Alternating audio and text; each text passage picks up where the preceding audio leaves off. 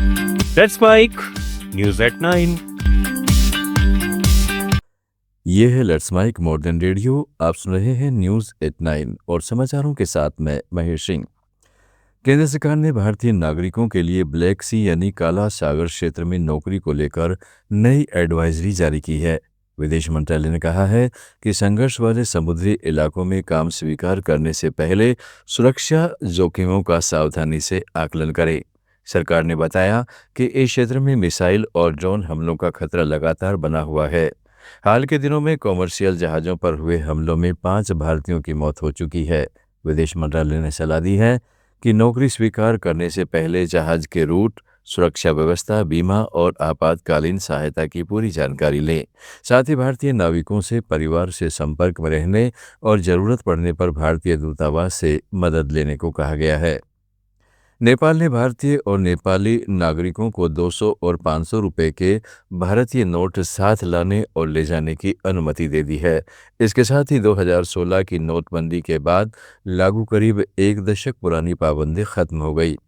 नेपाल राष्ट्र बैंक के नए नियमों के मुताबिक दोनों देशों के नागरिक 9 नवंबर 2016 के बाद जारी 200 और 500 रुपए के नोट अधिकतम 25,000 रुपये तक अपने साथ ला और ले जा सकेंगे। हालांकि 2016 से पहले जारी 500 और 1000 रुपये के पुराने भारतीय नोटों पर प्रतिबंध जारी रहेगा। नेपाल ने एक बार फिर भारत के साथ सीमा विवाद को लेकर नया कदम उठाया है। नेपाल राष्ट्र बैंक ने घोषणा की है कि वह 1 रुपये का नया सिक्का जारी करेगा, जिस पर लिम्पियाधुरा, लिपुलेख और कालापानी को शामिल करते हुए नेपाल का विवादित नक्शा दिखाया जाएगा। इन इलाकों पर भारत और नेपाल के बीच लंबे समय से विवाद है। भारत इन्हें उत्तराखंड का हिस्सा मानता है, जबकि नेपाल अपना दावा करता है। इससे पहले बालिनशाह सरकार सिक्के पर नक्शे की जगह एक बौद्ध मठ की तस्वीर लाने की तैयारी में थी, लेकिन विपक्ष और जनता के विरोध के बाद सरकार ने फैसला बदल दिया। नेपाल के मकवानपुरा में पुलिस ने टेलीग्राम और व्हाट्सएप के जरिए ऑनलाइन ठगी के आरोप में 4 लोगों को गिरफ्तार किया है। इनमें 3 भारतीय नागरिक और एक स्थानीय होटल मालिक शामिल है। हेतौड़ा पुलिस और जिला पुलिस की संयुक्त टीम ने उन्हें हिरासत में लिया। आरोप है कि गिरोह मोबाइल ऐप्स पर लोगों को विभिन्न ऑफर देकर वित्तीय धोखाधड़ी कर रहा था। मकवानपुर जिला अदालत ने जांच के लिए रिमांड मंजूर कर दी है।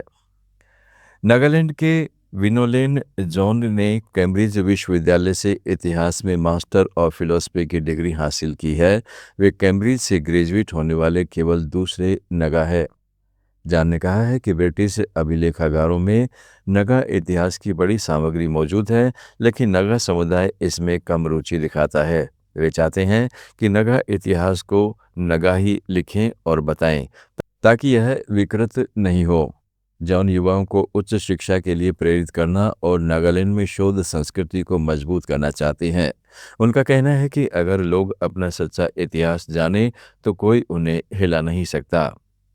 भारत चीन संबंधों को लेकर एक नया विवाद सामने आया है। मनीला में आसियान विदेश मंत्रियों की बैठक के दौरान विदेश मंत्री एस जयशंकर और चीन के विदेश मंत्री वांग यी से मुलाकात हुई।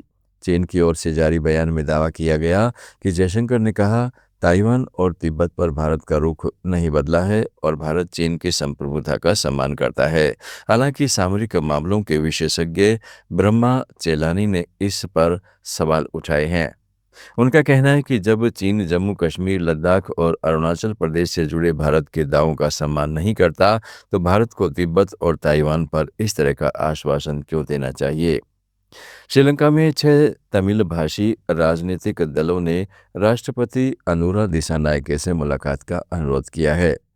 संसद परिसर में हुई बैठक में लंकई तमिल, अरासू कच्ची, श्रीलंका मुस्लिम कांग्रेस, ऑल सिलाम मक्कल कांग्रेस और अन्य दलों ने तमिल भाषी समुदायों से साझा मुद्दों पर सामूहिक रूप से काम करने का फैसला दोहराया।